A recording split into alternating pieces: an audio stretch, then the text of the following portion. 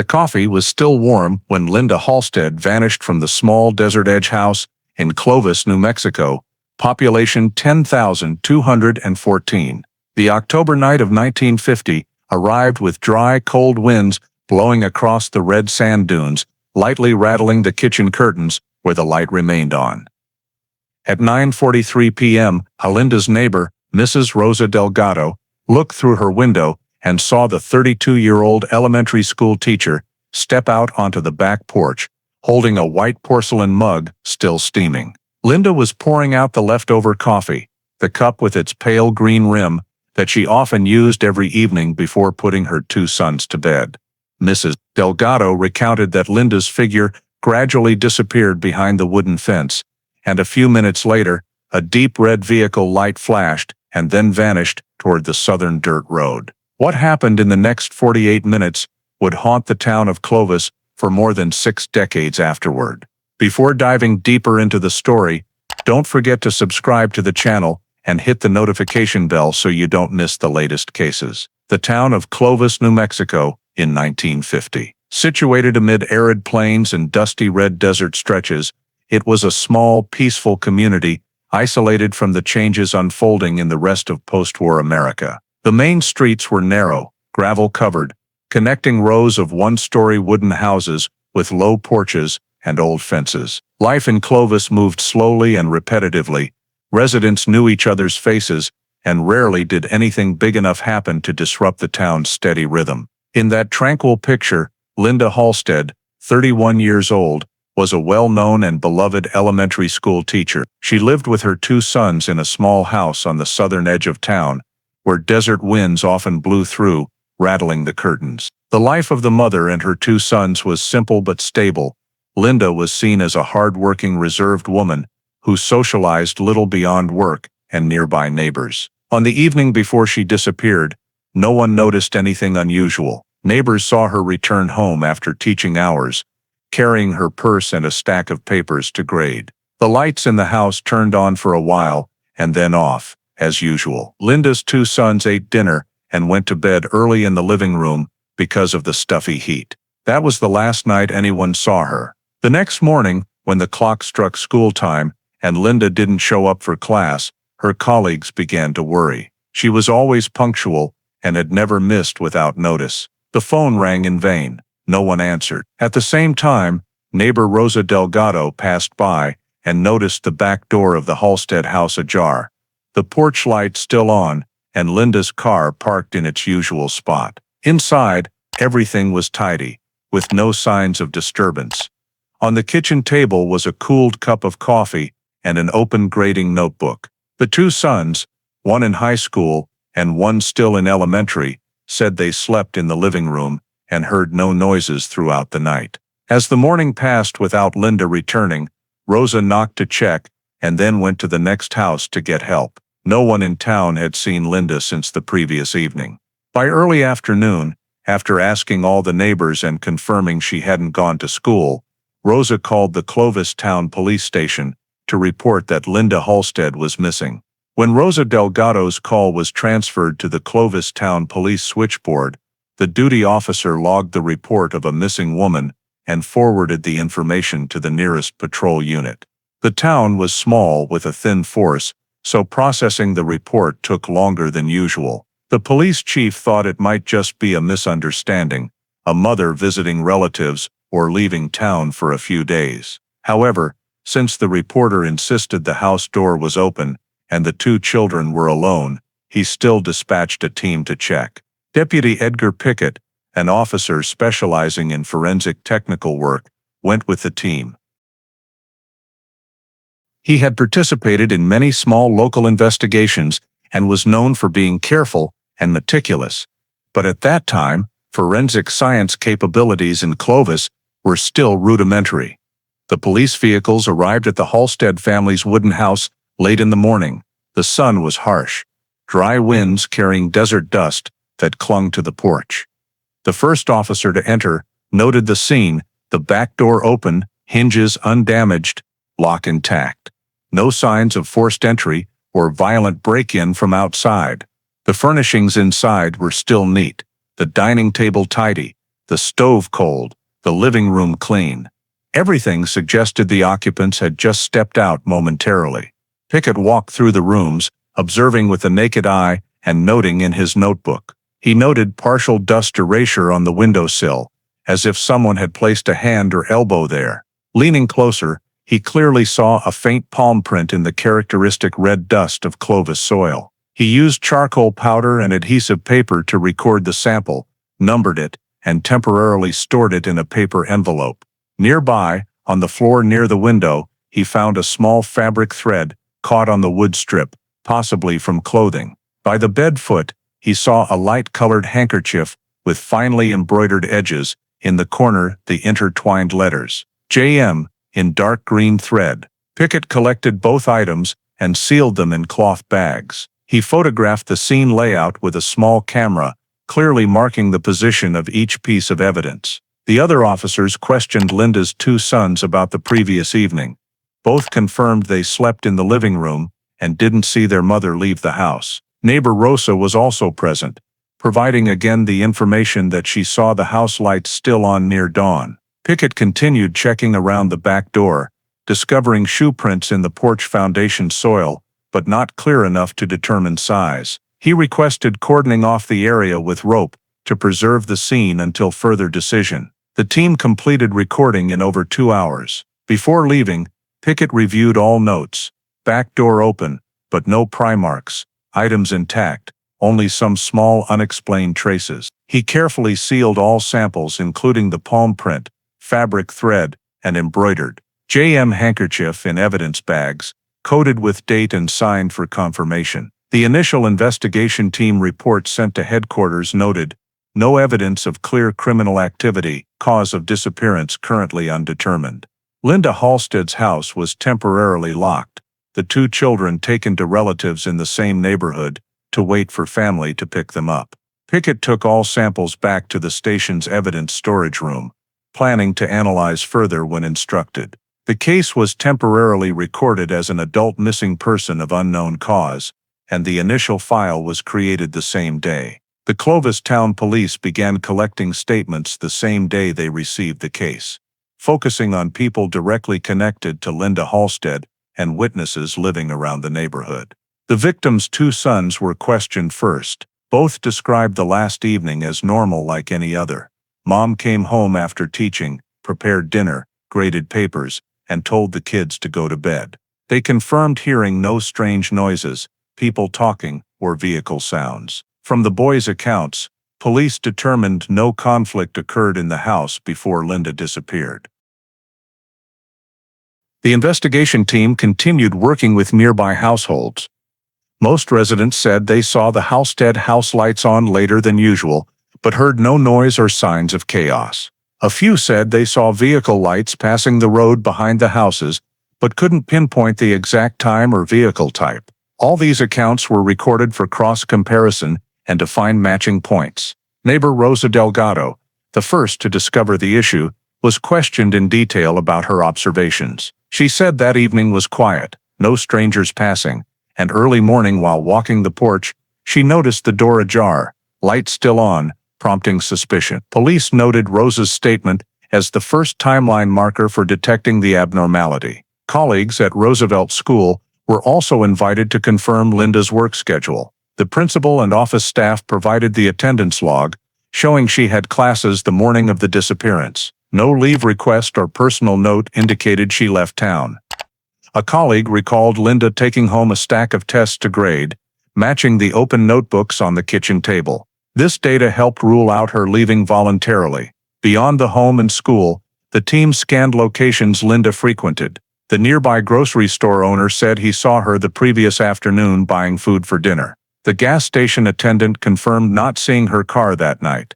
Police compiled a list of all verifiable activities, sequencing them from school dismissal to the next morning, to identify the time gap of the incident. Meanwhile, the forensic technical team checked environmental conditions around the house. They noted dry weather, light winds, desert dust covering the porch and windowsills. These notes indicated the collected traces, like the palm print and fabric thread, likely appeared shortly before Linda vanished, as longer exposure would have been erased by wind. This helped narrow the suspect time frame. Police compiled all statements, pinning them on a diagram board at headquarters. Markers were numbered: last time Linda was seen, house condition when neighbor discovered, her daily professional activities, and weather-affecting traces. From this, they estimated the victim left the house in a short period, likely at night, after the sun slept and before dawn. Preliminary scanning also highlighted inconsistency between witness descriptions of moving vehicle lights and the house state when discovered. The team saw this as a key gap to clarify.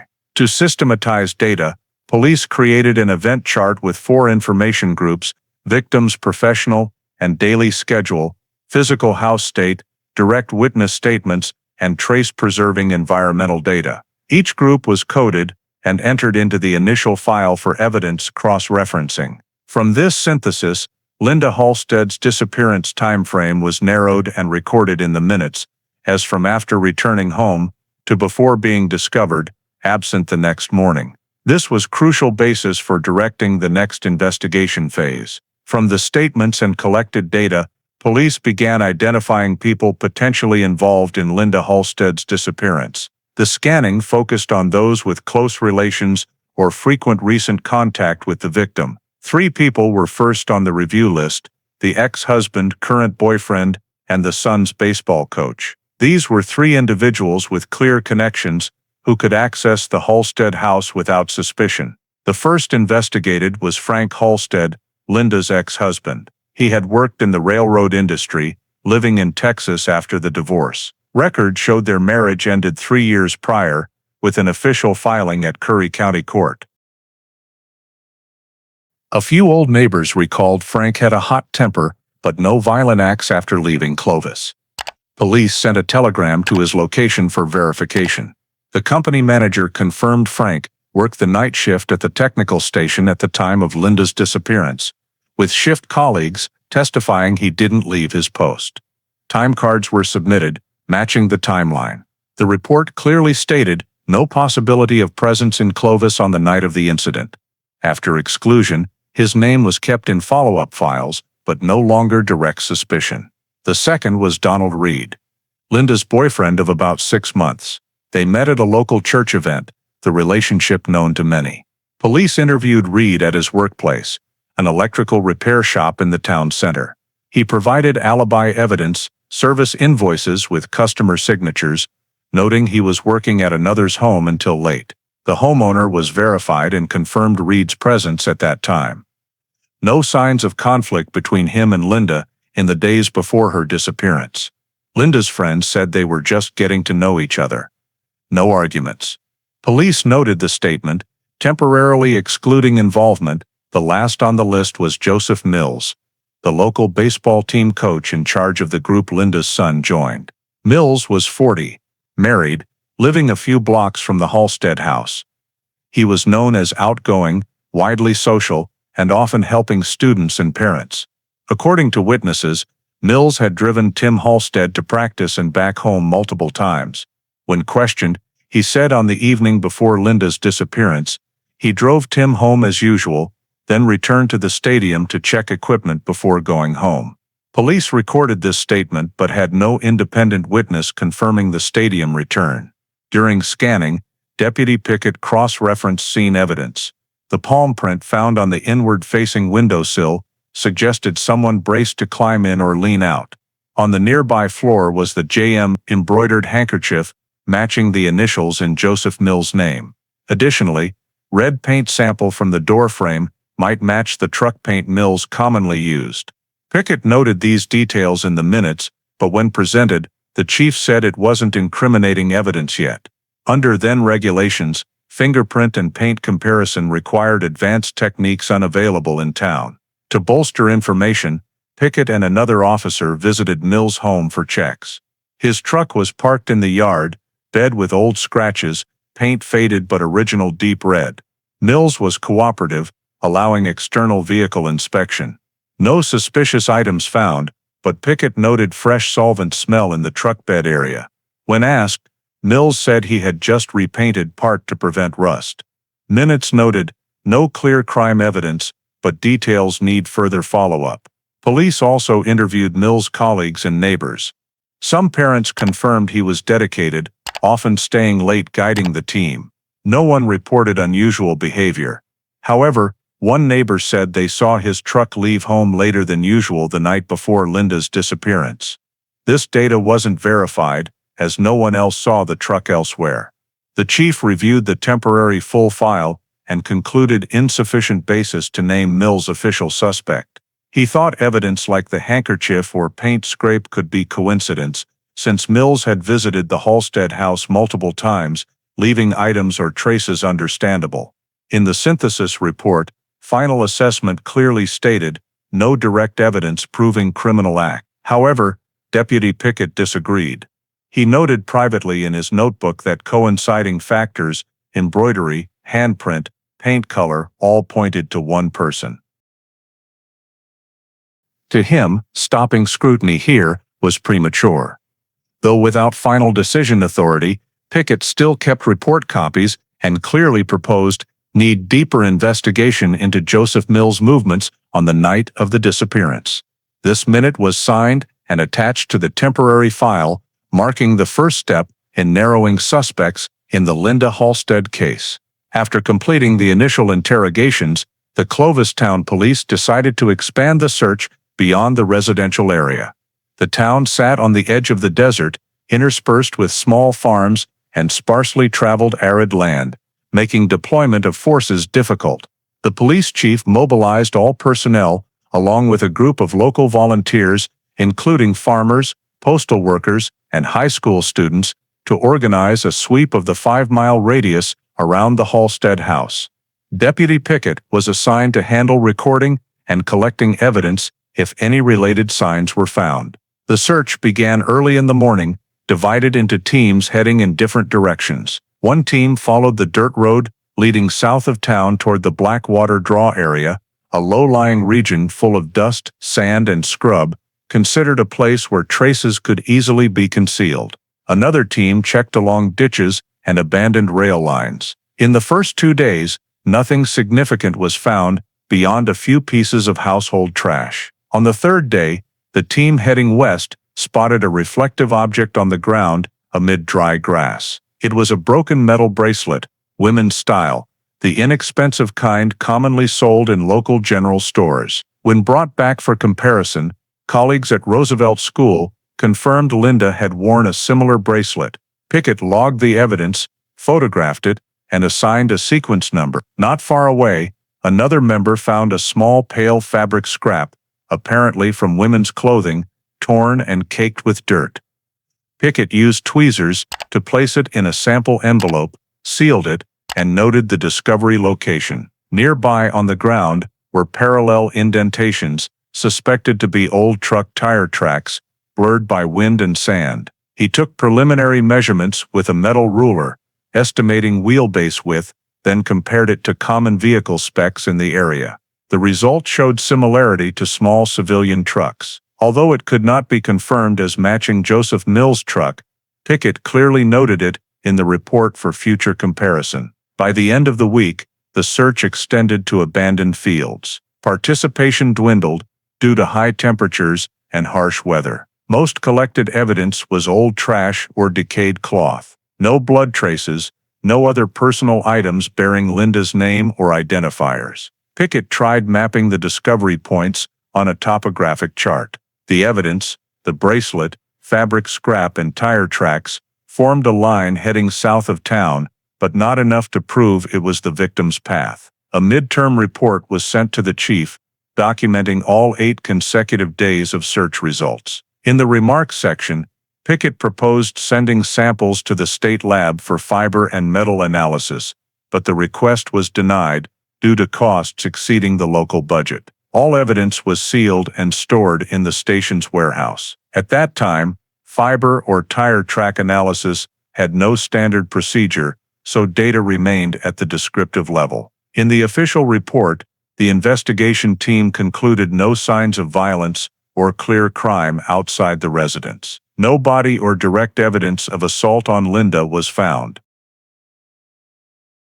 The chief, in a summary memo to the county office, clearly stated, No evidence recovered of coercion or criminal act. Case classified as missing person of undetermined cause. The temporary file was closed at that level, with a sealed evidence list and discovery locations assigned to Pickett for management. Search teams gradually withdrew, and the desert returned to silence. On the map, marked discovery points remained, small and scattered, like puzzle pieces not yet enough to form a complete picture. After the external search ended without specific results, Deputy Edgar Pickett returned to Linda Halstead's house to re-examine all traces. He believed that if no new evidence could be found outside, the answer must lie in the original scene. Pickett spent days reviewing every detail in the file, photos and scene diagrams. First, he focused on the back door, the only location with abnormal opening signs. The door was not forced, hinges and lock intact, but the interior latch was disengaged. Dust around the knob showed someone had turned the lock from inside, then opened the door outward. This ruled out violent break-in, while suggesting the person entering or exiting was familiar or permitted. Pickett remeasured the distance from the door to the windowsill where the palm print was found. The print clearly showed the heel and palm, fingers pointing inward, indicating the person braced or balanced while moving through the frame. On the floor, dust was thick, but no clear footprints. Only a small disturbed area, as if someone stood briefly then left. He noted the window aligned with the rear road, convenient for discreet approach. In the bedroom where the JM embroidered handkerchief was found, Pickett compared initial photos to current state. The handkerchief lay near the bed foot, half dust-covered, half dirt-stained, indicating it fell shortly before discovery. He recalled a small scratch on the overhead windowsill, like abrasion from a hard object. When connected, these details no longer fit the initial report's adult voluntarily leaving hypothesis. Instead, they suggested another scenario. Someone entered the Halstead house at night without noise, likely via the back door or window, acting quickly and knowing the layout. Pickett clearly wrote in his work log, "Scene shows signs of silent entry, not theft. No search for valuables. Intentional act."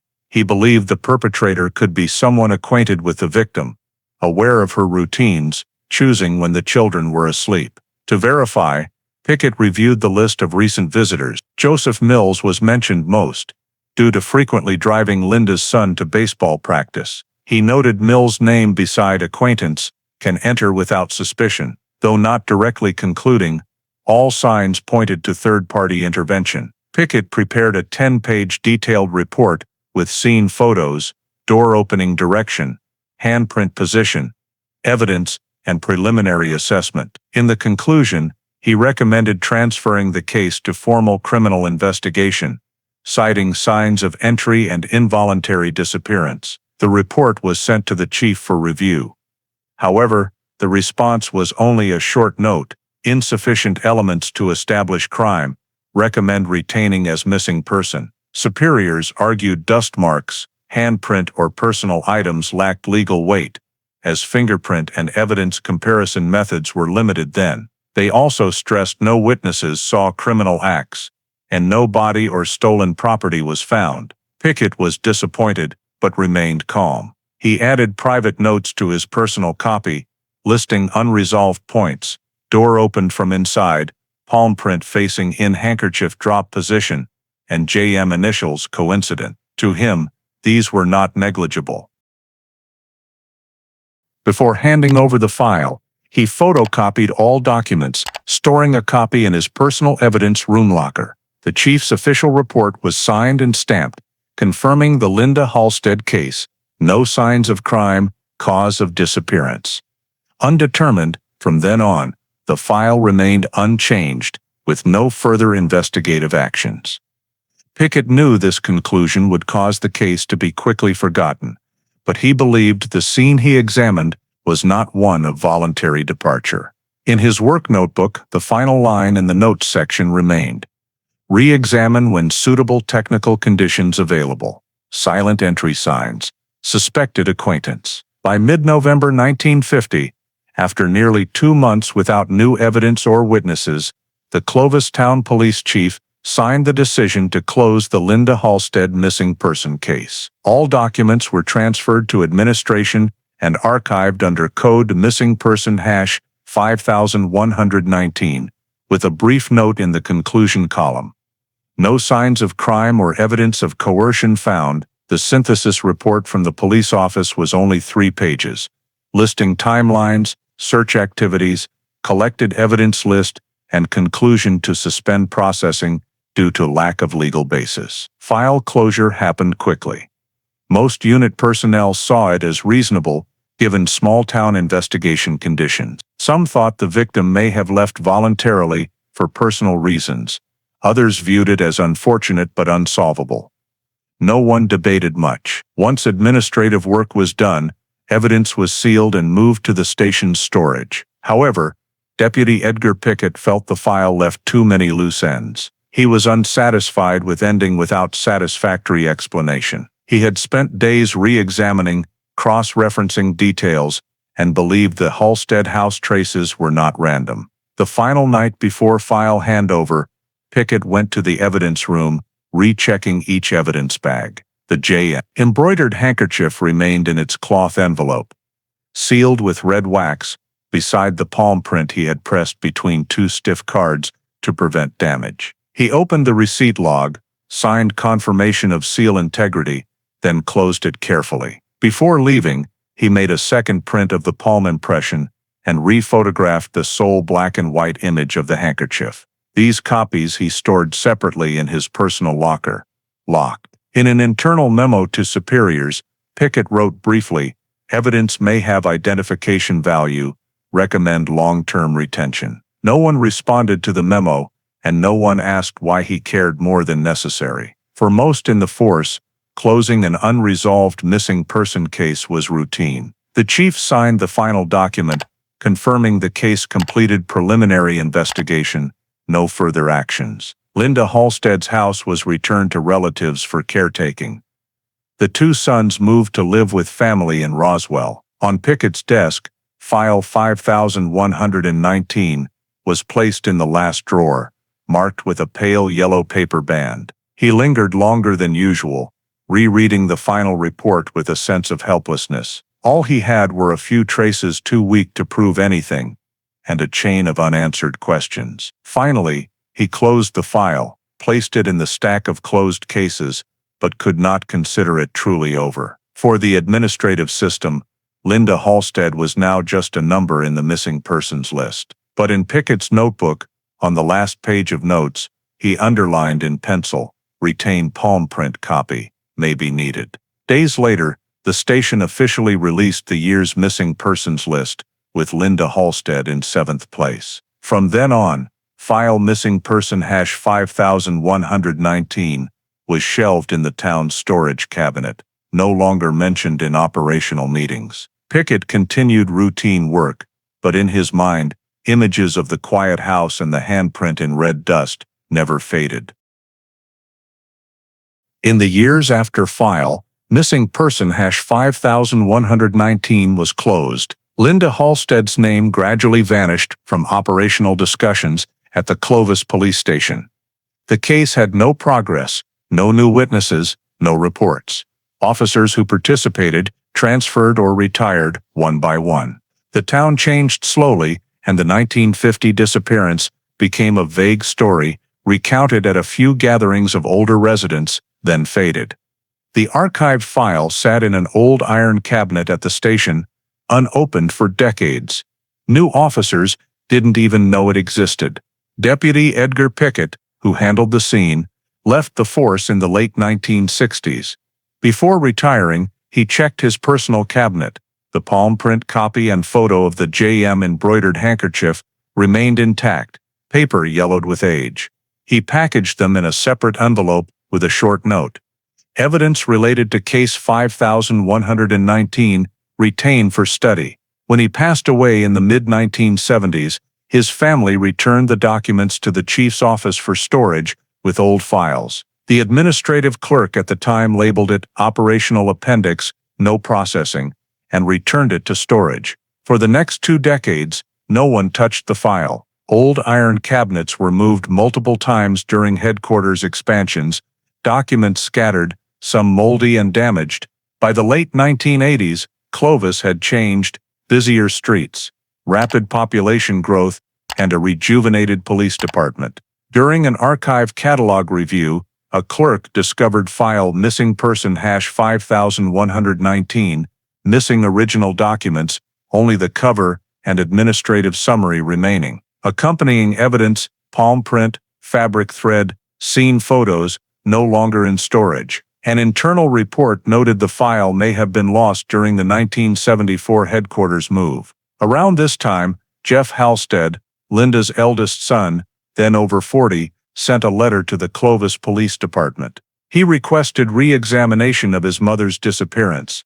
The letter was brief, not demanding new investigation, only seeking accurate file status. Requests to reopen long-closed missing person cases were uncommon, so Jeff's letter initially circulated internally, without official response. However, an administrative clerk forwarded it to the New Mexico State Archives, which was running a program to recover lost files from old cases. The state archives confirmed receiving some auxiliary documents related to the Linda Halstead case, documents Deputy Pickett had previously copied and sent. The palm print copy, handkerchief photo, and 2 pages of his handwritten notes were found in an old technical file warehouse in Santa Fe. Though aged and most forensic data no longer intact, this was the only surviving portion traceable to the 1950 disappearance. The archives review report stated, File 5119 partially recovered, including evidence copies and operational notes by investigator Pickett.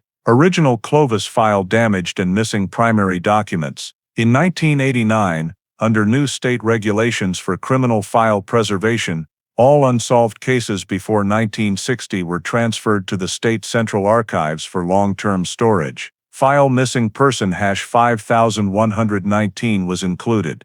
Documents were rebound in new hard covers, sealed, and recoded under the state system. On the file cover, a note was added, Incident in Clovis, New Mexico 1950, missing person, Linda Halstead. Remaining evidence was placed in a separate box labeled Evidence Copies, Internal Circulation. After transfer, the Clovis police retained only an administrative summary copy, without technical details. For local authorities, the case was considered fully closed. But in the state archives electronic catalog, the file remained in the unresolved cases list, those without final conclusion. In December 1989, a new warehouse clerk added a small note, Evidence Origin, copies by Deputy E. Pickett, condition stable. That brief line became the basis for keeping Linda Halstead's disappearance from being erased from New Mexico's administrative system. From then on, in annual statistics, case missing person #5119 still appeared as an unresolved entry, though no one in Clovis remembered the details. Original documents were damaged, old witnesses gone, and most initial investigators no longer alive. The only thing intact after 4 decades was the palm print copy on yellowed paper and a faded photo of the handkerchief with 2 dark green embroidered letters.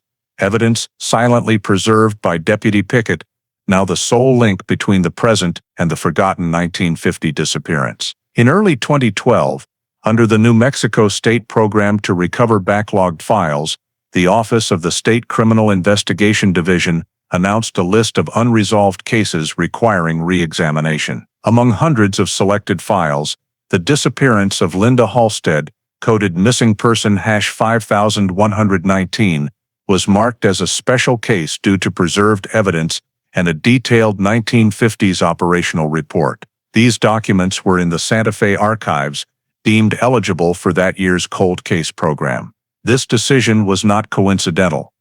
New Mexico was piloting a project using modern biotechnology to analyze old evidence, particularly fabric, hair, and residual cellular traces on items. The Halstead case met the criteria with a preserved handkerchief and palm print in the file. Detective Brad Grice, formerly with the Special Crimes Unit in Albuquerque, was assigned the case. He was one of few investigators experienced with old files and historical evidence re-evaluation processes. Upon receiving the materials, Grice carefully assessed preservation.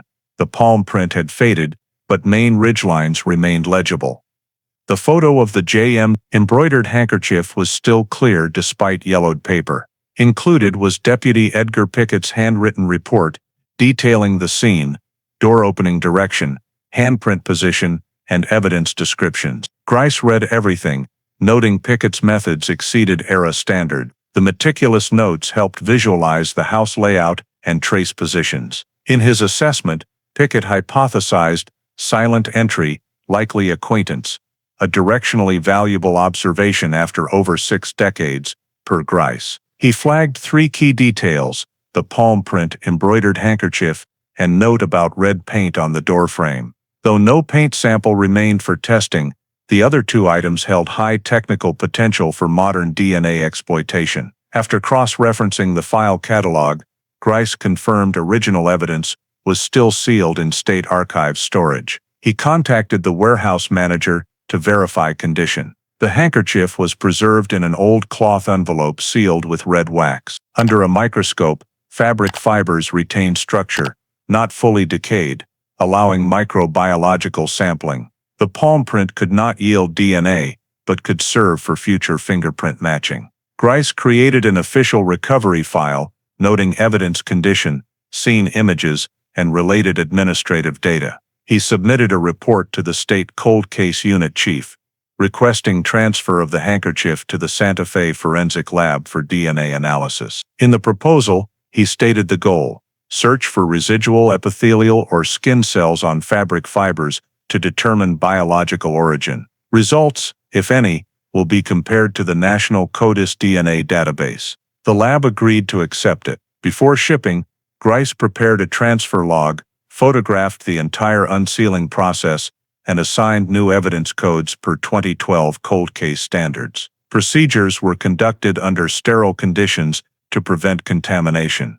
A small portion of the handkerchief was cut, placed in a sample tube, and the remainder resealed intact. While awaiting results, Grice re-examined the disappearance context to explore connections among individuals named in old reports. He verified that Clovis demographic records from 1950-1960 remained in the state system. By cross-referencing addresses and occupations, Grice compiled a short list of people living near the Halstead home, including Joseph Mills, the football coach. Though no legal data linked Mills to the case, the JM initials matching the handkerchief drew Grice's attention. He noted this internally, but withheld formal conclusions until lab results. Concurrently, Grice digitized the palm print photo. The image was scanned and enhanced with contrast software for clearer ridge structure. The data was uploaded to the state fingerprint database. Though not expecting immediate matches, he saw it as key to completing the case's scientific file. By the end of Q1 2012, the Linda Halstead file was officially updated in New Mexico's cold case system with full codes, evidence, images, and assigned personnel. In the administrative note, Detective Brad Grice was designated lead investigator, responsible for all subsequent steps. That same day, he signed the document authorizing DNA testing on the handkerchief fabric, the first official action in reopening a disappearance forgotten for over 60 years. The New Mexico State Forensic Laboratory in Santa Fe received the Halstead case evidence in early April 2012. The handkerchief sample was carefully sealed, accompanied by Detective Brad Grice's original transfer log and 1950 scene photos by Deputy Edgar Pickett. Given the evidence age of over 6 decades, processing followed classic DNA preservation protocols to avoid further degradation. In the lab, technicians separated the JM embroidered section from the main fabric, as this area likely retained epithelial cells from hand contact during use. The threads were placed in a sterile filtration chamber, soaked in microextraction solution, then processed via LC-DNA spectroscopy, a method enabling amplification and replication of severely degraded DNA segments. After 72 hours of continuous analysis, preliminary results detected male genetic material stable at several rare genetic markers. Technicians compared the sample to the National CODIS database, but found no matches. They repeated the process to verify DNA chain reliability. The official report to the cold case office stated, "Results confirm human DNA, male gender, not in current databases. Genetic sequence sufficient for extended genealogical analysis." Receiving this, Detective Grice immediately recognized the case had entered a new phase. Though the DNA did not match criminal files, it could trace lineage through genetic traits. Grice contacted Cecilia Moore, a genetic genealogy analyst working on a federal unidentified DNA tracing partnership. Moore pioneered using public genealogy website data to link unknown DNA to registered family profiles. After legal authorization, she received the Halstead DNA file. The data was converted to compatible format and uploaded to the GenMatch gene analysis platform, which cross-references homologous gene segments between registered users and unidentified samples. In the first 2 weeks, the system logged dozens of distant matches, equivalent to fourth or fifth degree relatives. Moore began building a genetic tree, combining gene data with public demographic records, birth certificates, marriage registries, death notices, and historical residency maps. From hundreds of names scattered across the southwest U.S., she narrowed the scope by aligning with the Clovis area, where the disappearance occurred. After multiple filtering rounds, 3 gene clusters emerged, sharing marked traits from the handkerchief DNA. All 3 traced to a common ancestor in the mid-19th century, originating in Texas before migrating to New Mexico. Moore applied layered genealogical methodology, constructing extended family trees for each branch. She eliminated females, then compared male generations of appropriate age for 1950. The final result pointed to one branch with descendants living in Clovis during the incident. They bore the surname Mills. Specifically, the data matched the Mills family with at least 4 generations in East Clovis, including a man named Joseph Clinton Mills, born 1910, local sports coach. When this report reached the cold case office, Grice immediately revisited the old file. In Deputy Pickett's notes, the JM initials were flagged as a notable coincidence. After over 60 years, modern genealogy had inadvertently led to the same name Pickett, once suspected. Grice requested Moore confirm statistical probability. By comparing over 600 genetic markers, she determined the handkerchief DNA likely belonged to a Mills family male with over 99.5% confidence. Moore added to the technical report, genealogical results show close relation between sample DNA and direct descendants of the Mills lineage in Clovis, New Mexico, mid-20th century. Probability of unrelated family match below 0.1%. She sent all data and electronic family trees to Grice for case file integration. In the conclusion, she noted, recommend field investigation focusing on Mills family individuals residing in Clovis 1945-1955. Meanwhile, the Santa Fe lab completed a second validation. Retesting confirmed the male DNA retained enough markers for direct comparison if reference samples emerged. They also analyzed surrounding embroidery fibers, detecting dried sweat traces, reinforcing that the handkerchief was handled bare-handed. The synthesis report stated, fabric of human origin, DNA extracted entirely from epithelial cells, no post-preservation contamination. Grice reviewed all documents and reorganized the file by technical sequence. He understood these results were insufficient for specific identity, but opened a path non-existent 60 years prior.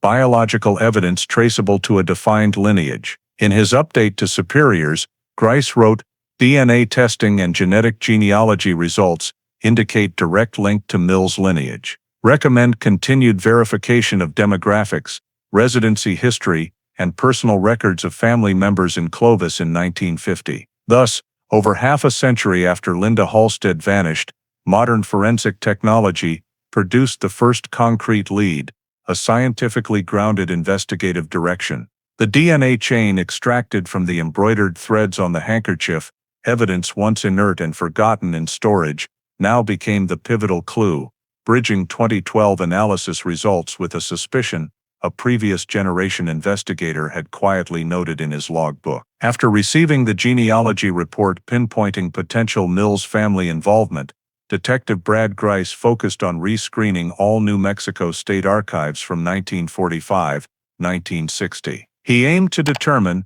if any official records of Joseph Clinton Mills, who lived and worked in Clovis, still existed. Civil records from this era were stored as ledgers, microfilm, and loose prints, mostly faded, but the state's new digitization system allowed retrieval by name or address. After days of continuous searching, Grice uncovered a 1953 police detention record for Joseph C. Mills, arrested for petty theft in Roswell, about 100 miles from Clovis. The document, prepared by the Roswell Police Department, included a detention log, identification description, and fingerprint card. Per early 1950s regulations, all arrestees, even for minor offenses, had fingerprints and palm prints taken for state records. The original file remained preserved in the Criminal Archives warehouse in Santa Fe. Grice requested access and created high-resolution digital copies. The file contained 5 fingerprint impressions and 1 full palm print, labeled Specimen Number 7421C. In the corner was the confirmation signature Joseph Clinton Mills, 1953. Grice compared this print to the palm print recovered from the Halstead crime scene in 1950. The evidence Deputy Pickett had preserved. For accuracy, he sent both samples to the State Forensic Lab for technical comparison. Technicians used the modern AFIS analysis system, scanning ridges, folds, and sweat pore positions. Though the 1950 print was manually taken and faded over time, major ridge segments remained clear. The software automatically identified 16 matching points, exceeding the international forensic standard of 12. After manual verification, the specialist confirmed 22 complete matches, including core structure, branching ridges, and ridge edges. The lab's official report stated, "Comparison results indicate both palm prints belong to the same individual. Absolute reliability." Upon receiving the report, Grice read every line repeatedly.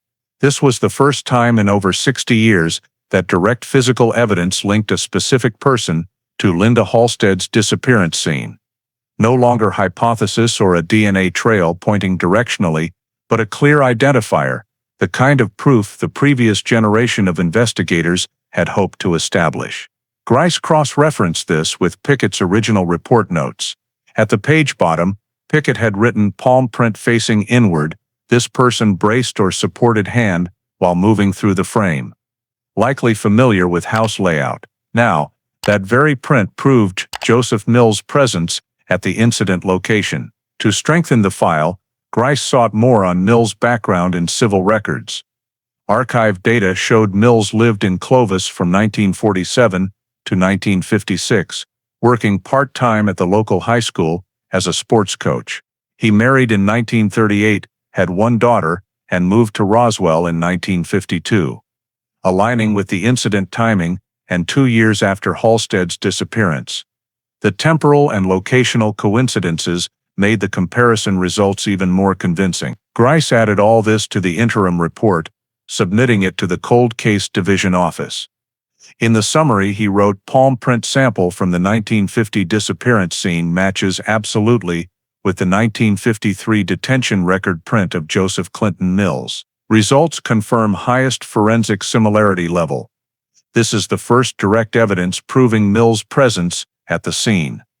He attached scanned photocopies, marked matching points, and lab confirmation. To rule out error, an independent specialist from the Federal Forensic Science Institute was invited to re-evaluate. After 3 days, the specialist concluded the samples were identical in structural characteristics, confirming no possibility of another individual. The assessment was added to the file, elevating the results to courtroom evidence level. Grice printed an enlarged photo of the 1950 palm print, placing it beside the 1953 print. Despite 6 decades apart, the ridges matched down to the smallest details, as if time could not erase that proof. He recalled Pickett's comment in the old documents that this might be evidence to retain until suitable technical conditions arise. Coincidentally, those conditions had finally arrived. The complete report was sent to the cold case director in early August 2012. The document concluded in bold, palm print comparison confirms Joseph Clinton Mills as the individual present at the 1950 Linda Halstead disappearance scene. After over 60 years, a case thought lost to oblivion now had a clear forensic foundation for continued investigation. In no-body cases, physical identifiers are rare factors capable of reopening entire files, and for Grice, this was a true turning point, a piece the previous generation had sought but lacked means to see. After confirming the palm print match with Joseph Clinton Mills, Detective Brad Grice entered the phase of gathering supplemental statements from surviving witnesses. His goal was to locate those who lived near the Halstead home in 1950 to verify original file details. Over 6 decades had passed. Most initial witnesses were deceased or had left the state, but some remained, including Rosa Delgado, the first neighbor to discover Linda Halstead's absence. Grice located Rosa at a nursing home on the outskirts of Albuquerque. She was over 80, with a sharp memory. Upon hearing Linda Halstead's name, she paused, long before saying she still remembered everything clearly. The conversation was fully recorded and added to the cold case file. Rosa recounted that, at the time, she had told police she saw vehicle lights stop near the Halstead house the previous night, followed by a soft door closing. She also recalled saying the vehicle was dark, seemingly deep red, with a scratched roof. However, reviewing the old statement log, Grice noted these details were omitted. Instead, the report had one short line: witness heard no unusual noises. When asked why her statement was incompletely recorded, Rosa smiled sadly and said she was just a Mexican housewife then, not taken seriously by police. I mentioned the vehicle, but they said I must be mistaken since her house was near the road with lots of traffic. Then they asked nothing more, she said. She also confirmed that the only person regularly parking near the Halstead home was Mr. Mills, the coach of her son's team. She remembered seeing him visit in the afternoons, sometimes bringing training gear for the kids. He was polite, but always looking around, like watching something. I always thought they had something private, she said. Rosa's accounts were carefully noted by Grice. He cross-referenced them with Mills' 1950 demographic and work records, both aligned locationally. Mills' frequent presence around the Halstead area, plus the confirmation of a scratched red vehicle, provided indirect evidence supporting the hypothesis that Mills was there the night of the incident. After leaving the nursing home, Grice continued seeking other witnesses. One was Harold Bennett, then a player on the team with Linda's son Tim Halstead. Bennett, now over 70 and living in Texas, clearly remembered the old coach. In the interview, he said Mills was strict but sometimes acted uncomfortably around students. He often asked about our families, especially parents. With Tim, he was more concerned than usual, always asking about his mom, Bennett said. He also recalled Mills once telling players he had visited Tim's home to discuss grades with his mother. He spoke very familiarly, not like a typical teacher-parent interaction, Bennett emphasized. This matched a section in Pickett's 1950 notes, where he assessed acquaintance can enter without suspicion. Comparing new statements to old assessments, Grice saw the picture clarifying. Mills not only knew the Halstead family, but had reason and opportunity to be at the house the night of the incident. For further reinforcement, Grice contacted a third witness, Carol Dunn, Linda's former colleague at Roosevelt School. Dunn, now retired, confirmed Linda had mentioned Coach Mills several times in conversations. She said he often stopped by to pick up her son for practice and sometimes stayed to talk. Linda never said anything negative, but I felt he was overly familiar. Carol also recalled that weeks before the disappearance, Linda complained about unexplained shoe prints on her porch. Though minor, when added to Grice's chain of information, it increased the likelihood Mills frequented the home, even outside regular practice hours. All new statements were compiled by Grice, coded, and entered into the cold case system with a note supplemental living witness. In his report to superiors, he wrote, "Independent witnesses, including the victim's neighbor and colleague, confirm acquaintance and frequent contact between Joseph Clinton Mills and the Halstead family.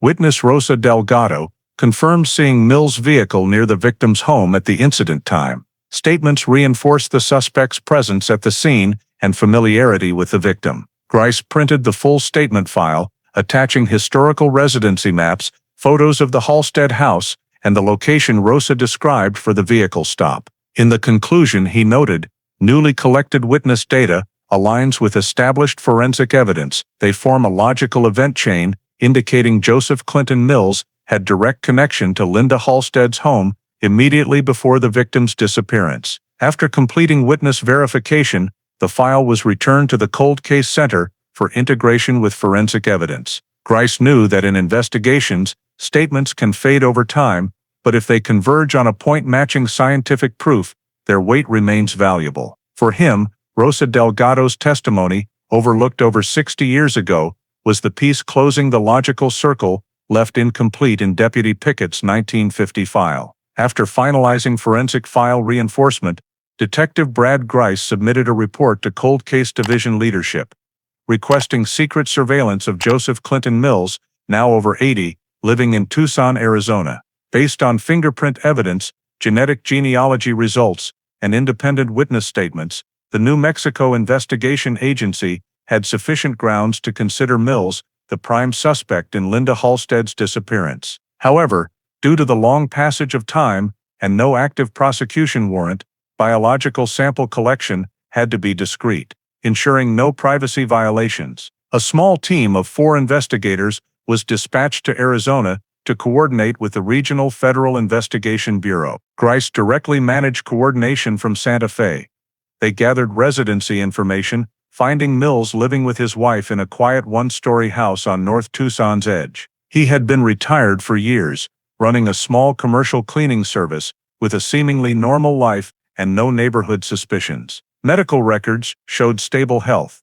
He occasionally golfed and attended senior community events. Surveillance was conducted cautiously to avoid attention. The team established a 3-week monitoring schedule. Daily, they rotated remote observation, logging Mills' movement patterns and behavior. He typically drove an old pickup to a nearby coffee shop in the mornings, sat reading the paper, and chatted with familiar staff. There, he always carried a paper coffee cup and left after about an hour. The team saw this as a good opportunity to collect indirect DNA from discarded items. In the second week, they positioned 2 agents at the shop after Mills left. As staff cleared the table, one subtly retained the paper cup with lip marks and plastic lid with saliva residue.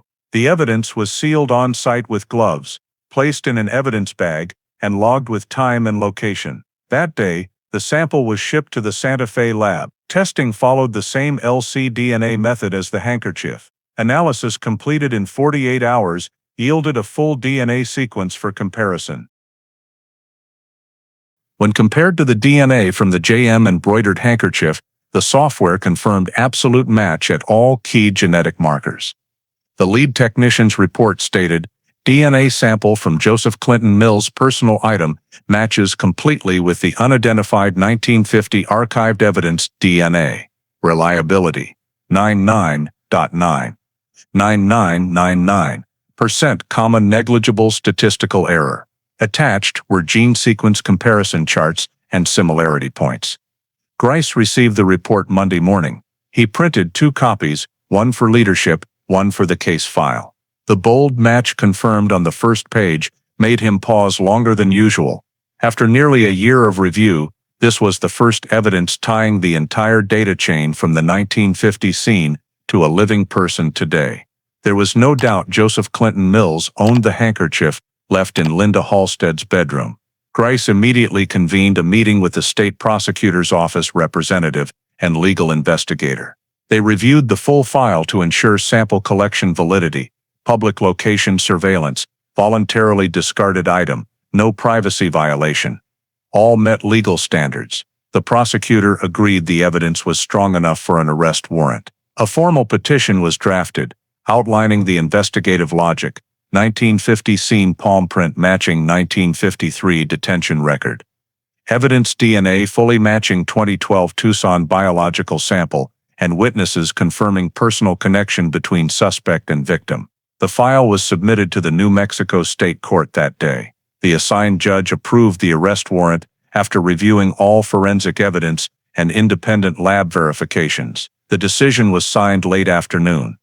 Authorize arrest of Joseph Clinton Mills for investigation into the 1950 disappearance and suspected homicide in Clovis, New Mexico. That evening, Grice contacted the Arizona investigation team, instructing maintain surveillance until the warrant reached local enforcement. Undercover agents continued monitoring Mills as he left home, ensuring he stayed in the area. They observed normal activity with no signs of suspicion. The end-of-day report noted, subject moving stably, no anxiety or behavior change. As Grice finalized the last approval document and sent it via the federal system, he paused at the case summary board in the cold case office. At the center was a photo of the handkerchief with the JM embroidery. Below it, Pickett's handwritten 1950 report line, evidence may have identification value, recommend long-term retention. 62 years later, that prediction had come true. The DNA on the old handkerchief and modern evidence had bridged two eras over half a century apart, and the official New Mexico arrest warrant, signed based on that evidence, opened a new phase for the longest forgotten case in Clovis town history. Early on the morning of September 12, 2012, a federal task force coordinated with the Tucson Police Department to execute the arrest warrant for Joseph Clinton Mills at his private residence in the northern city neighborhood. The sky was still foggy, the street quiet, with only the sound of specialized vehicles stopping a few meters from the house. Officers surrounded the area, knocked on the door, and announced the legal arrest warrant per protocol. Mills, then 83 years old, opened the door in his sleepwear, appearing calm, seemingly unsurprised. He was asked to extend his hands for cuffing, fully read his Miranda rights, and did not resist. Neighbors peered through windows, none understanding what was happening. He was immediately placed in a vehicle and transferred to the Tucson Police Department detention facility, awaiting extradition. 2 days later, Mills was extradited to New Mexico under the order. Detective Brad Grice, along with 2 cold case officers, personally received him at Santa Fe Airport. Before press cameras, they remained silent, only confirming that the case relates to a 1950 missing person file. At the state police headquarters, Mills was placed in a standard interrogation room with video cameras and audio recording. Grice sat across from him, joined by a legal investigator. The room atmosphere was so quiet that the sound of a pen touching paper was audible. Grice began the session by confirming identity. Mills nodded, verifying his name, birth year, and residence address. He spoke softly but clearly, asserting he had never committed serious crimes and that there must be some mistake. When Grice outlined the investigation preliminarily, Mills responded cautiously, asking, "You're looking for me because of that teacher Halstead, right? I heard about that case. But I had nothing to do with it." Grice stayed calm, placing 2 document folders on the table. The palm print from the 1953 record and the one recovered from the Halstead scene in 1950. Enlarged copies were laid side by side, with matching points marked. He said, "This is your palm print archive from your Roswell detention. It matches completely with the print left in Linda Halstead's room." Mills glanced over, slightly frowning, then replied, "I never entered her house. I might have touched something when meeting her at school or near the practice field." Grice did not respond, only placing another sealed envelope on the table, containing the Santa Fe lab DNA report. He read slowly, line by line, "DNA sample from the JM embroidered handkerchief discovered at the 1950 scene matches completely with the DNA from your personal item in Tucson this year." He looked up at Mills.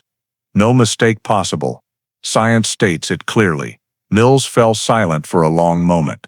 He clenched his hands, eyes down on the table, then said, "You don't understand. I only went to talk. I did nothing wrong. I didn't kill her." Grice allowed the silence to linger, then continued, If you only went to talk, why was your evidence in her bedroom? Why your handprint on the window frame? Mills avoided eye contact, saying he didn't remember old details and that someone might have taken the handkerchief. The vague response thickened the room's tension. The legal investigator presented the right to silence, but Mills repeated, "I didn't kill anyone." The interrogation lasted many hours. Grice showed him images of the Halstead house, scene diagrams, and new witness statements. When mentioning Rosa Delgado, Mills reacted slightly, sighing and saying, "She's still alive." The inadvertent question paused the investigation team. Grice asked, "You know her?" Mills fell silent, no answer. From then, he appeared tired, requesting water and a break. The session paused to avoid procedural violations. The second interrogation occurred the next day, with a public defender present. Grice continued confronting with evidence. He presented parallel analyses of DNA, fingerprints, and genealogy data. Mills' lawyer attempted rebuttal, arguing the coffee shop sample collection might lack basis, but Grice calmly presented the judge-signed log. When asked finally if he wished to explain the biological traces at the scene, Mills said softly, "I don't know how it got there. Maybe someone tried to frame me." Grice observed Mills' demeanor throughout. Though denying murder, Mills showed no surprise or panic, typical of the innocent. He maintained calm tone, occasionally glancing at the camera, seemingly weighing responses. When asked about his relationship with Linda Halstead, he only said, "She was a parent, a good person, and we talked a few times about her son's studies." Grice did not interrupt, but noted in the log that Mills evaded direct answers about the disappearance timing. At the end, Grice posed one final question. "We know you were at the scene. We know your handkerchief and handprint were there. Now we need to know where Linda Halstead is. Can you help us bring her home?" Mills looked up, staring directly, then whispered, "I don't know." The decisive answer, without hesitation, carried no emotion. Grice closed his eyes briefly, adding the final log line. "Suspect refuses cooperation, denies criminal act, does not disclose body location." The interrogation ended late afternoon. Mills was returned to New Mexico State Detention. All video recordings, logs, and confrontation documents were sealed and transferred to the prosecutor's office. In the summary report, Grice wrote, "Subject, Joseph Clinton Mills maintains denial but cannot refute DNA and fingerprint evidence. Absolute match level confirms his presence at the 1950 Linda Halstead disappearance scene. Suspect refuses to disclose body location and provides no further information." With that line, the interrogation process officially closed, marking the first time in File 5119 history that a suspect from 6 decades ago sat at the table as a scientifically identified individual, no longer just a name in past speculation. After Mills refused to disclose the body location, Detective Brad Grice shifted focus to analyzing his occupational data and movement history while living in Clovis. Old archives showed Mills worked seasonally for a local transport company hauling construction materials with contracts at an abandoned quarry about 15 miles south of town. This site had closed in the late 1940s due to a workplace accident and was then abandoned. Per state topographic maps, the quarry lay near an old dirt road through a dry valley, rarely visited and devoid of new structures for decades. Grice assessed this as a suitable disposal site for avoiding detection. He proposed expanding searches around the quarry, contacting the technical unit for ground-penetrating radar support, technology for detecting subsurface anomalies. A special investigation team was formed, including forensic specialists, radar technicians, and excavation personnel. Before deployment, they gathered all 1950s topographic maps and aerial images to compare original land structures. By mid-October 2012, the team began field surveys. The quarry sat amid barren land, surrounded by low cacti and wind-sculpted sand dunes. The main entrance was blocked by rusty fencing, but faint old tire tracks remained on the hard ground, indicating past access. Grice accompanied the team, directing a 1-mile radius cordon from the quarry entrance. Specialists set up radar equipment, scanning sections. After hours, the screen showed an anomalous response, an elongated mass about 1 meter deep, dozens of meters from the rock wall. Reflection levels indicated non-natural structure. Grease ordered, marking the area, and cautious excavation. The dry, hard soil mixed with rock fragments and roots prolonged the work. At about 80 centimeters deep, a technician discovered an unusual object, a vertebra-shaped bone fragment. The area was immediately sealed, with forensics replacing the excavation team. Smaller tools separated soil layers. Gradually, a skeleton emerged, lying on its side, skull facing west, arms lightly folded across the chest. Beside the ribs was a tarnished silver ring, inner band engraved with L, matching Linda Halstead's initials. In the pit corner, the team found a small pale fabric scrap with weave structure similar to the 1950 recovered handkerchief. The entire area was marked, photographed, and position mapped. Evidence was collected separately, placed in sample bags, and transferred to the state lab. Excavation completed late afternoon. As samples surfaced, Grace stood silently beside the remains bag, desert winds strongly blowing dust over his shoes. For him, this was not just evidence, but final confirmation that Linda Halstead never left this land, as many had believed. The next day, forensics began analysis. The skeleton was cleaned in the lab, reassembled to determine gender, age, and height. Anthropological results indicated a female, aged 30-35, height matching Linda's records. The silver ring was microscopically examined. The engraving remained intact, proving no substitution or forgery. The fabric scrap was tested for fiber structure, matching coarse cotton produced at a Texas mill in the era, consistent with the store supply where Linda shopped. Most crucially was biological analysis. Technicians extracted marrow from the femur, applying mitochondrial DNA extraction, suited for severely degraded samples. The process took nearly 2 weeks for sufficient genetic data. Upon completion, results were compared to DNA from Linda Halstead's 2 sons, voluntarily provided upon excavation news. The lab report stated, mitochondrial DNA sequence matches mother-child relation. Bone sample from Clovis quarry, confirmed as Linda Halstead. Reliability assessed at 99.98%, meeting legal identity standards. Upon receiving the conclusion, Grice printed it and placed it beside the silver ring photo. In the official report to Cold Case Division leadership, he wrote, "Human skeleton discovered at the southern Clovis quarry, identified as remains of 1950 missing person Linda Halstead. Accompanying evidence, silver ring engraved L and fabric scrap matching scene evidence type, strengthens victim site connection. Mitochondrial DNA results confirm identity." The report closed with a simple yet weighty note. Body found 15 miles south of victim's home, in area where suspect Joseph Clinton Mills worked seasonally in 1949. By late October, excavation completed, the scene resealed and handed to local authorities. On the Clovis Desert, the small pit was refilled with red sand, marked by a wooden stake and temporary sign reading "Recovered 2012." For the investigation team, this was the outcome of a 6-decade journey, where a disappearance finally gained tangible form, and the first physical evidence from 1950 now led back to its origin. In the first week of November 2012, after completing all verification and excavation steps, Detective Brad Grice began compiling a comprehensive report on the entire Linda Halstead case for submission to the New Mexico State Prosecutor's Office. The file, hundreds of pages thick, was reorganized chronologically, from Deputy Edgar Pickett's initial 1950 notes to the 2012 modern forensic results. Grice worked nearly 2 weeks continuously to ensure every data point and piece of evidence was accurately described,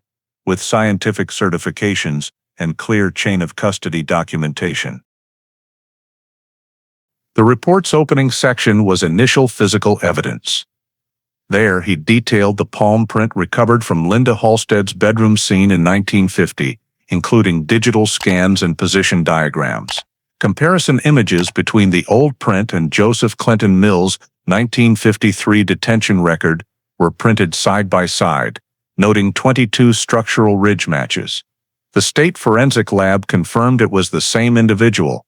The report emphasized that the palm print not only proved Mills' presence at the scene, but also indicated movement, fingers pointing inward, showing he braced on the sill while climbing through the window frame. Grice quoted Pickett's 1950 note, "Print facing in, this person entered the house, not in self-defense." This assessment was now validated by modern technical analysis. The second section presented biological evidence, the DNA sample from the JM embroidered handkerchief. Testing showed male DNA fully matching the biological sample from Mills' 2012 personal item. The Santa Fe lab report was attached, match probability 99.99%, excluding random coincidence. Grice noted, this evidence was found near the victim's bed foot, 1.4 meters from the handprint, in an area accessible only from inside the bedroom.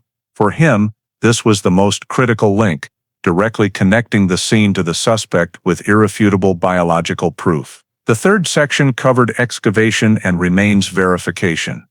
The report detailed the skeleton's discovery location, 15 miles from the victim's home, in the abandoned quarry where Mills once worked. Accompanying evidence, the silver ring engraved L8 and fabric scrap with fiber structure, matching the 1950 evidence, was listed with photos and sample codes. Mitochondrial DNA results confirmed mother-child relation between the remains and Linda Halstead's two sons, verifying victim identity. Grice wrote in this section's conclusion, excavation site directly linked to suspect's occupation, evidence clearly identifies the victim. No data indicates another individual's presence.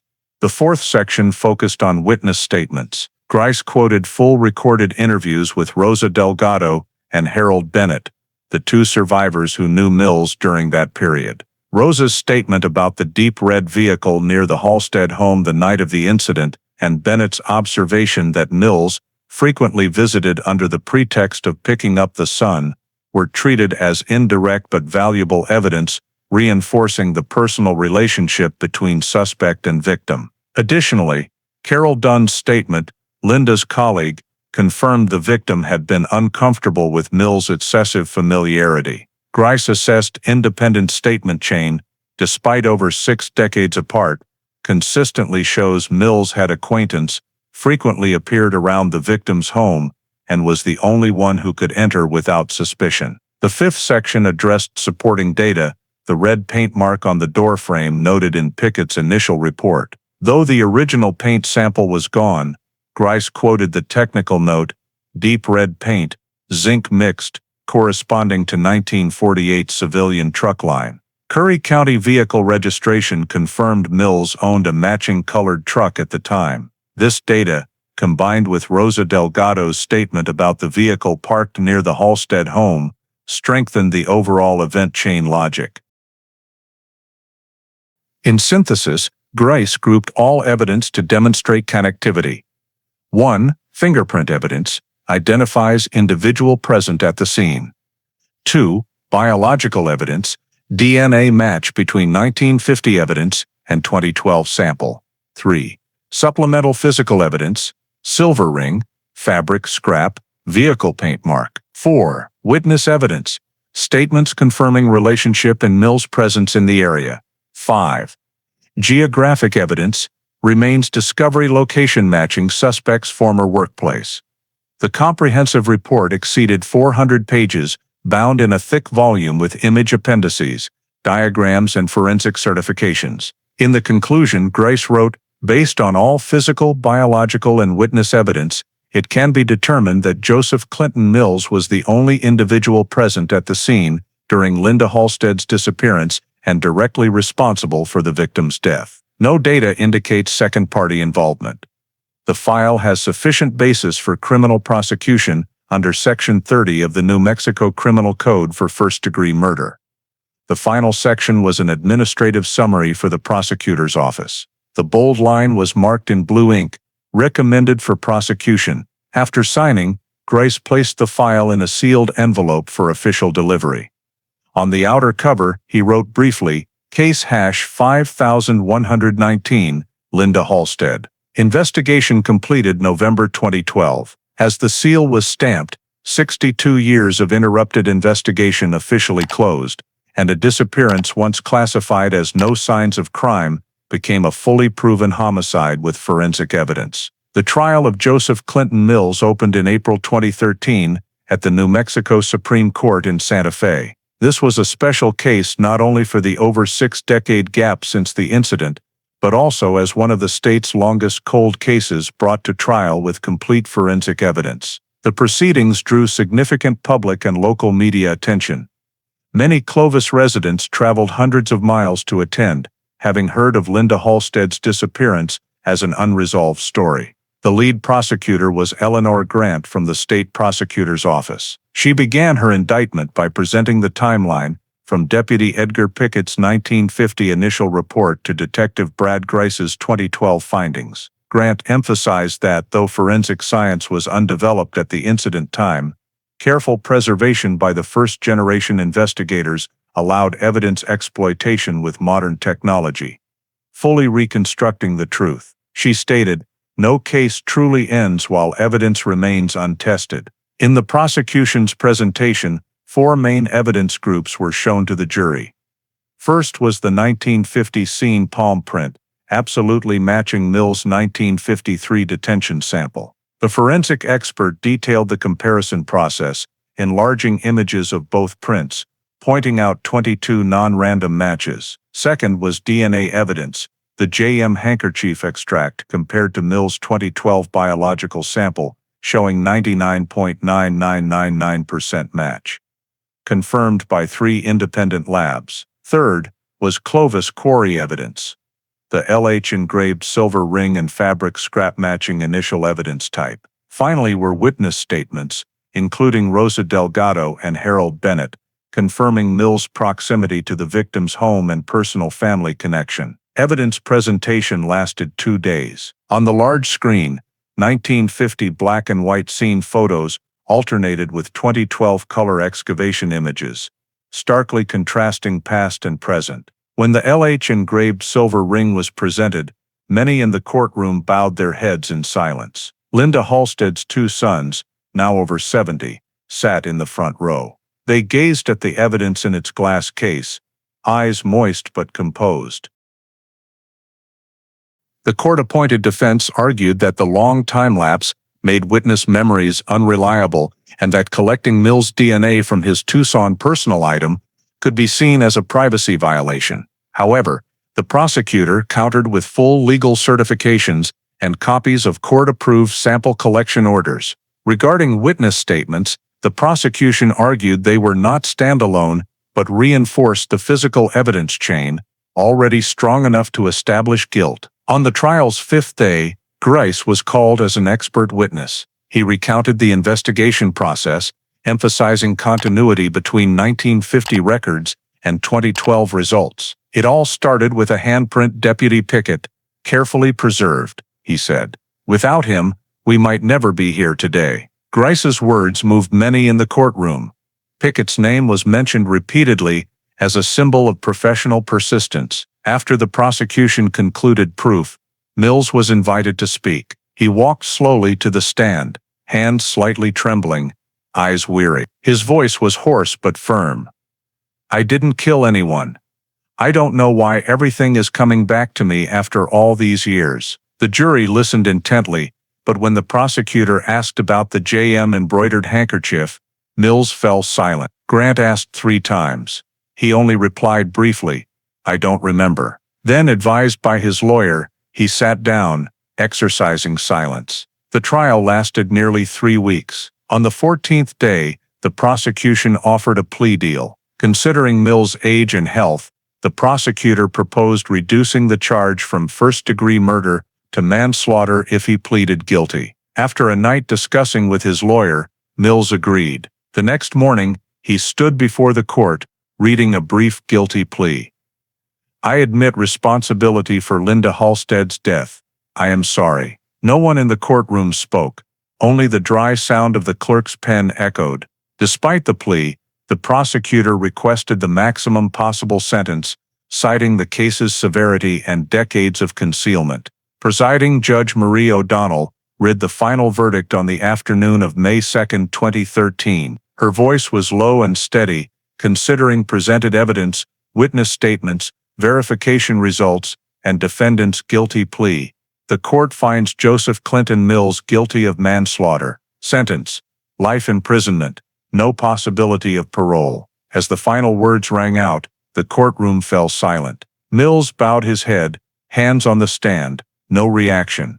His lawyer filed no appeal. 2 officers approached, cuffed him, and led him out through the defendant's exit. In the back row, Linda Halstead's 2 sons held hands tightly, saying nothing. After 62 years, a case once seen as missing person of undetermined cause officially closed with a legally binding sentence. Local media headlined the trial, "Cold Case 1950 Solved, Justice at Last." State television channels replayed courtroom footage, emphasizing that the key evidence was a handprint preserved from 1950. In the summary report to the prosecutor's office, Grice wrote, "Justice comes slowly, but it comes." From a seemingly meaningless piece of evidence, we recovered the voice of the lost. As Mills was transferred to Santa Rosa Prison to serve his sentence, he remained silent throughout the trip.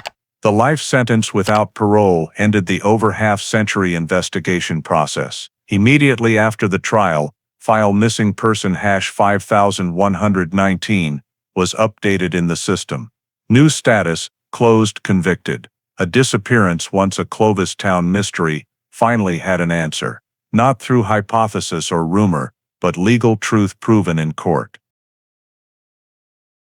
After Joseph Clinton Mills' sentence took effect, the Linda Halstead case was quickly recorded in New Mexico judicial files as a special milestone in criminal investigation.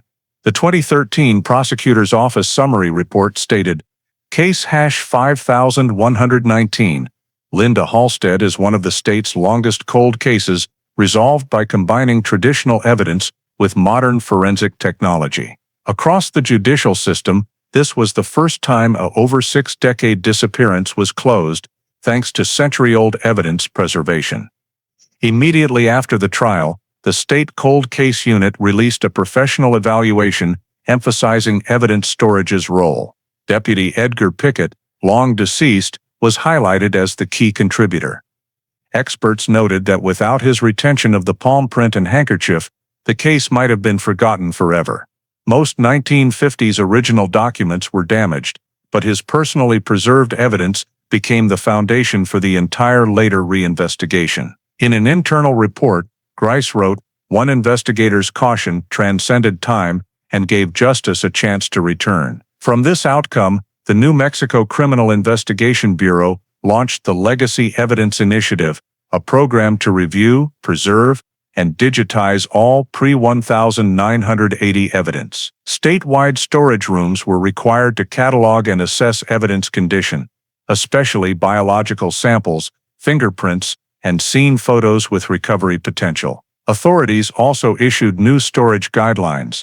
Every sample, regardless of initial legal value, must be sealed and long-term coded for future technology readiness. These regulations later became national standards. The case's impact extended beyond administration. In forensic science, it was seen as a prime example of connecting traditional and modern investigation generations. At the 2014 American Forensic Association Annual Conference, the Halstead case was presented in the session Preserving the Past: Forensic Continuity Across Decades. The paper detailed how standard-compliant evidence storage, despite limited conditions, enabled later scientists to successfully extract degraded DNA data. Experts called it clear proof of sustainability value in evidence preservation. For the judiciary, the case also drove changes in handling old files. Many state localities began reviewing unresolved disappearances and homicides from the previous century, applying similar data recovery processes. New Mexico established a special fund for storage modernization, named Edgar Pickett Fund, to support research and staff training in long-term evidence management. The only remaining photo of Pickett in old uniform, holding his duty notebook, was hung at Cold Case Division headquarters as a tribute. The U.S. Department of Justice, in its 2015 summary, included the Halstead case in the landmark cold case resolutions list, cases showing DNA technology strength combined with genetic genealogy. The report stated, "The Linda Halstead case illustrates the importance of evidence preservation and investigative chain continuity. Coordination between traditional storage, modern technology, and genealogical analysis created a new standard for historical case resolution." For Detective Brad Grice, who led the case's final phase, this outcome closed years working cold files. In his final report, he wrote, "The Halstead case proves justice does not fade with time. It only awaits awakening by science and persistence." After the trial, he retired, but was invited to consult for other cold case units. In an internal seminar, he referenced Deputy Pickett's story as a lesson in perseverance. He worked in an era with no technology to verify his hypothesis, but he believed those traces would speak in the future, and he was right. The case's social impact also spread widely. Local media called it justice across generations, justice transcending time. Many articles and documentaries were produced, not only recounting the resolution process, but emphasizing community perception changes about evidence retention. Families with long-missing relatives in New Mexico sent hundreds of requests to reopen files, believing new technology could provide answers. By late 2016, per State Investigation Bureau statistics, over 50 old cases were revived. 11 resolved via DNA genealogical tracing. All noted inspiration starting from case hash 5119, Linda Halstead. When the Legacy Evidence Initiative was officially announced, the launch ceremony in Santa Fe included Linda Halstead's 2 sons. They donated a replica of their mother's silver ring to the investigation agency, symbolizing closure of a long journey. On the podium, the state police chief said briefly, "One handprint, one piece of evidence, and the faith of those who refused to give up changed how we view the past." The Linda Halstead case, from a forgotten missing person file in an old cabinet, became the foundation for a new investigation generation, where every piece of evidence, no matter how small, is seen as a seed of future justice. The Department of Justice concluded in that year's report, "No crime is too old to be unsolved." The Halstead case is a living testament to that, and a symbol of modern forensic science's power in the journey connecting justice across generations. The story of the Linda Halstead case, the woman who disappeared in Clovis in 1950 and was found after over 6 decades, is not only a successful investigation journey, but also reflects enduring values in modern American society: faith in justice, the power of science, and personal responsibility for truth. From Deputy Edgar Pickett's persistent preservation of a seemingly useless palm print and handkerchief, to Detective Brad Grice's patient reconnection of fragments with DNA technology years later, the story shows justice is never fully lost. It only awaits awakening by dedication and belief that every trace has meaning. In today's American life, where information, data, and digital evidence appear everywhere, the Halstead lesson is more relevant than ever: caution, integrity, and patience in storing, preserving, or recording truth can save a life or resolve an injustice in the future. Pickett's evidence preservation in the resource-scarce 1950s, or Grice's trust in old data value instead of hastily closing the file, reminds every American citizen that responsibility for truth, whether in work, science, or daily life, remains the foundation of a just society. In a technology era where things can be forgotten in seconds, the story advises us to be patient, preserve what is right, and believe that time, if paired with integrity, can still deliver justice. If you believe justice never sleeps, and truth always awaits discovery, subscribe to the channel to join us in exploring more cases thought forgotten. Thank you for accompanying the story of Linda Halstead. See you in the next video, where every small trace opens a grand journey in search of justice.